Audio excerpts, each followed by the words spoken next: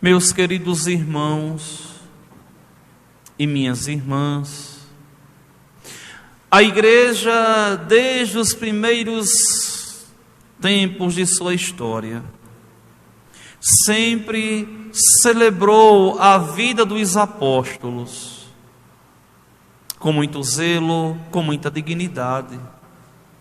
São os apóstolos, os corifeus, os baluartes da nossa fé. Aqueles homens generosos que acreditaram nas palavras de Jesus. Aqueles homens generosos que, ao contemplarem a figura de Jesus, uma figura impoluta, imponente, uma figura graciosa, eles encheram o coração e entregaram toda a vida a Jesus. A Igreja sempre viu com muita generosidade a entrega daqueles homens.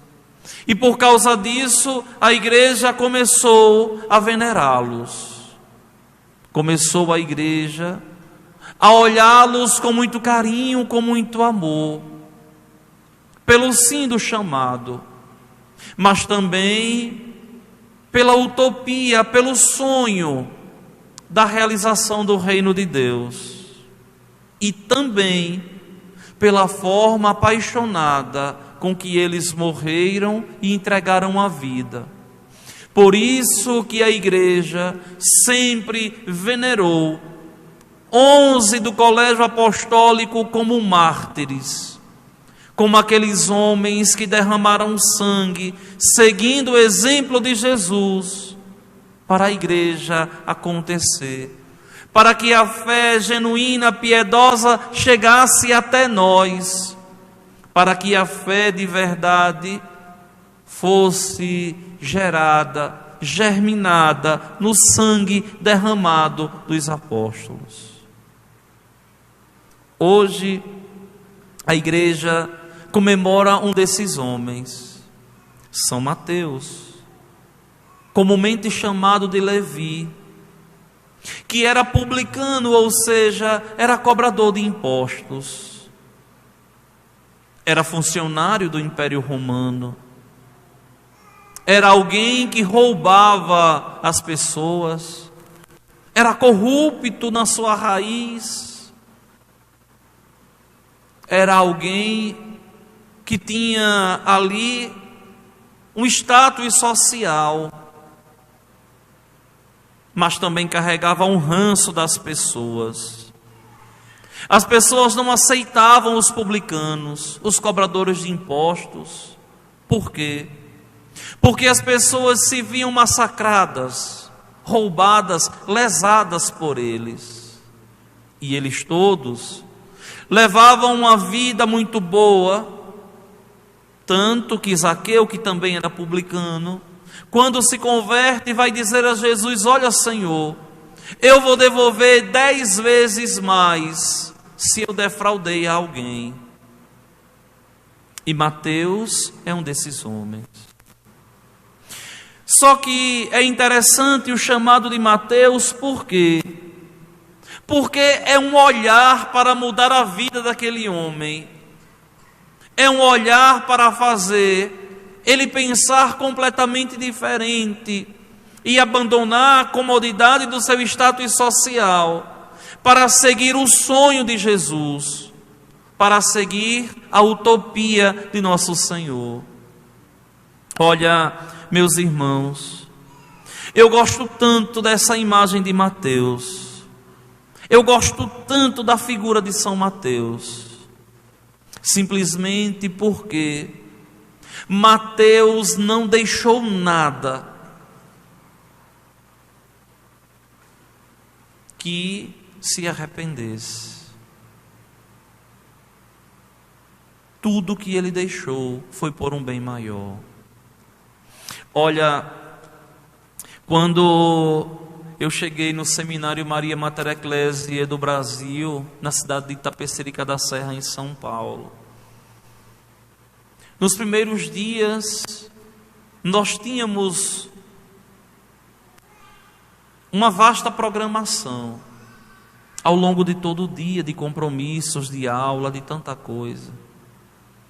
E depois que nós rezávamos a última oração do dia, chamada completas, nós tínhamos que subir para o auditório, para o padre designado para nos acompanhar, para que ele pudesse fazer uma meditação, para a gente dormir pensando naquilo ali.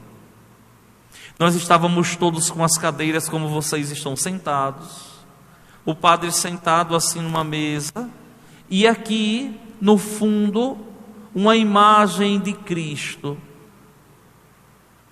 com um olhar bem penetrante.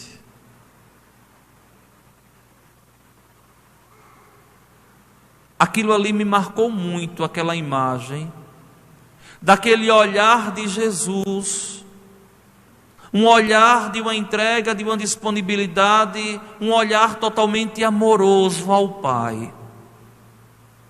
E quando eu sempre que escuto esse evangelho aqui, que nos fala do chamamento de Mateus, eu sempre lembro daquele quadro ali, daquele olhar penetrante de nosso Senhor, da forma como ele olhava ao Pai. E eu imagino aquele olhar que ele dava aos apóstolos, chamando cada um deles. Hoje, quando eu vinha de Janaúba, estava pensando no carro, o momento da minha vida em que Deus deu essa olhada para mim, e eu fui capaz de deixar uma vida toda cômoda para entrar nesse sonho, nessa utopia da instalação do reino de Deus. Olhem que não bastou muita coisa, bastou uma olhada de Jesus.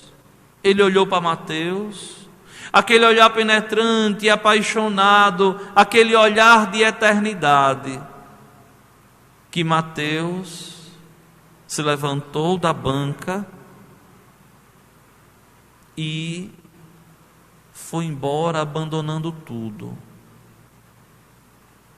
Abandonou tudo e foi embora atrás de Jesus. Minha gente, olha, uma pessoa simples, muitas vezes não quer se desgarrar daquilo que tem para servir a Deus. Uma pessoa rica, se desgarrar do que tem para servir a Jesus é muito difícil. Tanto que o próprio Senhor vai dizer como é difícil um rico entrar no reino dos céus. O que mais me fascina nessa situação de São Mateus é que esse fascínio por Jesus não ficou só em Mateus, mas tantos e tantos homens, tantas e tantas mulheres ao longo desses 2000 anos de história foram capazes de tudo abandonar para seguir Jesus, para sonhar com Jesus, acreditando em nosso Senhor e depositando toda a vida nas mãos de nosso Senhor. Um consagrado nunca sabe o dia do amanhã. Um consagrado nunca sabe a realidade do amanhã, não sabe onde vai ser colocado, não sabe quem Cristo vai colocar no caminho. O que sabe é que tudo é providencial. Olha que nesses 10 anos e 7 meses que eu estou aqui com vocês, tantas pessoas eu encontrei, conheci, amei e fui amado. E é interessante porque mesmo sem a gente saber e entender, nosso Senhor tudo sabe, tudo conhece, já havia tudo planejado. Tudo a partir de um sim que um dia eu dei. Quando eu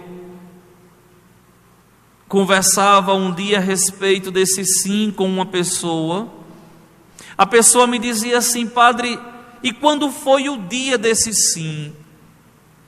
O dia que eu dei um sim a nosso Senhor Jesus Cristo foi no dia 24 de novembro do ano de 2002, quando, conversando com o velho arcebispo de Maceió, Dom José Carlos Melo, depois dos encontros ocasionais, ele dizia assim: está preparado para entrar no seminário?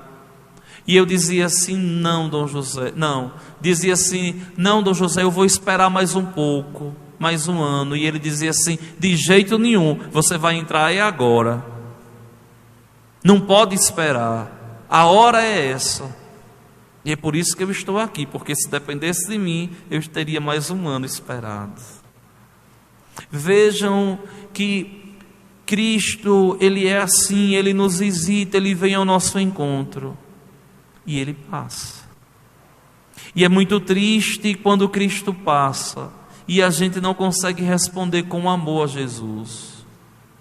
Olha, meus irmãos, o próprio Santo Agostinho, ao escrever as suas confissões, ele diz assim: eu tenho medo do Cristo que passa e não volta mais. Sim. O momento de ouro da nossa entrega, da nossa resposta a Deus é único, é pessoal, é intransferível. Não existe um segundo momento. E é naquele momento ali que nós devemos entender que o Senhor nos convida, que o Senhor nos chama, que o Senhor de verdade nos exorta a aceitá-lo como o Senhor das nossas vidas, apesar das nossas misérias, dos nossos pecados, das nossas infidelidades, apesar de tudo isso e também da ingratidão. Jesus Cristo continua nos amando. E mesmo que a gente desista de nós mesmos, nosso Senhor nunca desiste. Mesmo que você desista de você, Deus nunca desiste. Espera, confia e acredita que nós podemos responder com amor ao chamado dele. Olha Mateus, tinha tudo para dar errado. Tinha tudo para dar errado a resposta desse homem. Era soberbo, era rico, era desonesto, tinha uma vida cômoda, ninguém dava credibilidade a ele. E Jesus não quis olhar a casca, quis olhar o coração. E olhando o coração daquele homem, chamou aquele homem para ser um dos maiores apóstolos da igreja. Tanto que o evangelho que nós conhecemos como primeiro é escrito de próprio punho por Mateus. O evangelho que nós conhecemos, as genealogias que nós conhecemos, tudo construção de São Mateus. Por quê? Porque é um homem todo apaixonado por Deus. E eu não sei se vocês sabem, mas a iconografia de São Mateus, quando se faz a imagem de Mateus, sempre se coloca um anjo aqui atrás. Mateus é aquele que é inspirado por Deus a escrever o Evangelho, para que nós pudéssemos conhecer a Jesus segundo a ótica, segundo esse olhar apaixonado que Jesus deu a Mateus e que mudou completamente a vida daquele homem.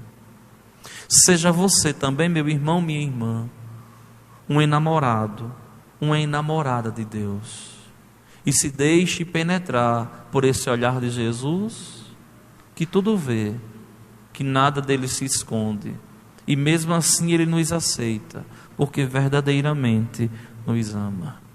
Vamos ficar de pé e vamos juntos elevar a Deus os nossos pedidos e as nossas preces.